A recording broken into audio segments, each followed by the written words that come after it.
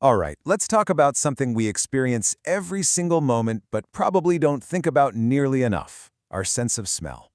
Today, we're taking a deep dive into the incredible biological superhighway that makes it all happen, the olfactory nerve. I mean, really think about it. The smell of freshly baked bread, rain on hot pavement, or even a perfume from way back when. How is it that a single scent can just instantly transport you back in time so vividly? Well, that powerful connection between what you smell and what you remember, it's not an accident. It's a direct result of the unique wiring we're about to explore. So, the hero of our story is cranial nerve number 1, the olfactory nerve. It's the shortest of all 12 cranial nerves, and it's a real outlier. It doesn't even come from the brainstem like the others. Nope, this one's a specialist, and its entire job is to translate the chemical world around us into the rich experience of smell. Okay, to really get this, let's go on a little journey. Let's follow just one odor molecule. Picture it, wafting through the air from a flower, maybe a cup of coffee, whatever you like.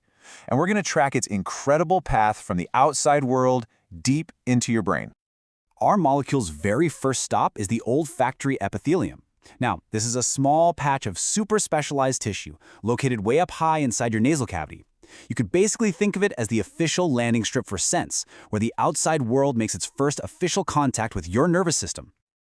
So here on this landing strip, we meet our cast of microscopic characters. First up, you've got the odor molecules themselves. They're the messengers. Then you have the olfactory receptor neurons, or ORNs for short. These are the gatekeepers.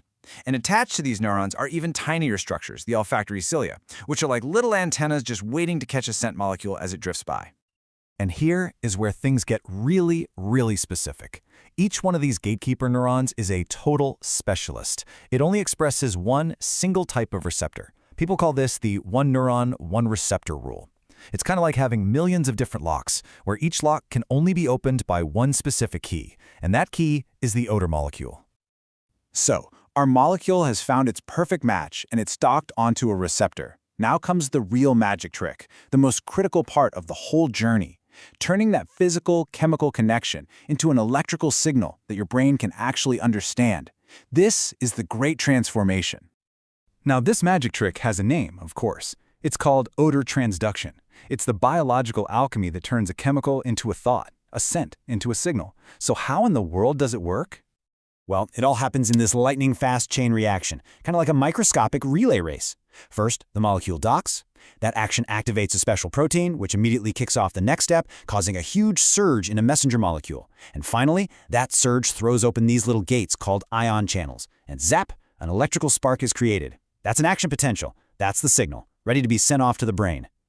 And that's the whole point right there. In a fraction of a second, the physical presence of a molecule floating around in your nose has been converted into the universal language of the brain, an electrical impulse. A scent has officially become a signal. But just when you think you've got it all figured out, the story of the olfactory nerve takes a really surprising turn. It has a superpower, one that sets it apart from almost every other nerve in your central nervous system. It can rebuild itself. So what is it? What makes these neurons so special? I mean, we're always taught that brain cells don't really grow back once they're gone, right? Well, here's the mind-blowing part. While it's true that most neurons in your brain, if they get damaged, are pretty much gone for good, these olfactory neurons are different. They are in a constant cycle of death and rebirth. They regenerate all throughout your life, which is just exceptionally rare in our nervous system.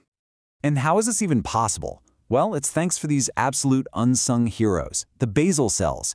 These are basically neural stem cells, and they live right there in the olfactory epithelium. Their whole job is to constantly divide and grow into brand new olfactory receptor neurons, replacing the old ones as they wear out. But why does it need this superpower? Because these neurons are on the front lines. They're directly exposed to everything you breathe in. We're talking dust, pollutants, viruses, you name it. This constant renewal is a brilliant defense mechanism. It's also why neuroscientists are so fascinated by it. Studying how these neurons rebuild themselves might give us clues for repairing damage in other parts of the brain. Okay, so we've seen how the signal gets made and how the system keeps itself running. Now let's zoom out and look at the path this nerve actually takes, because its direct connection to the brain is both an amazing advantage and a serious vulnerability. It's a true double-edged sword. And you can really see how fragile this system is when things go wrong.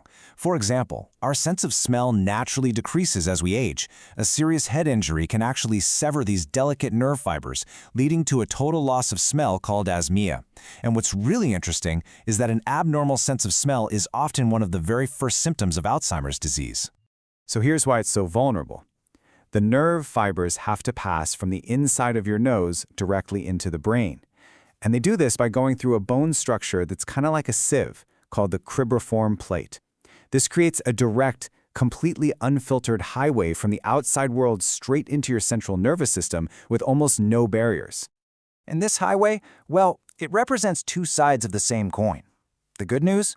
We can use it to deliver medications directly to the brain, getting around other barriers in the body. The bad news? It's also a direct route for some pretty nasty stuff, like soot from air pollution, nanoparticles, and in very, very rare cases, even dangerous microorganisms.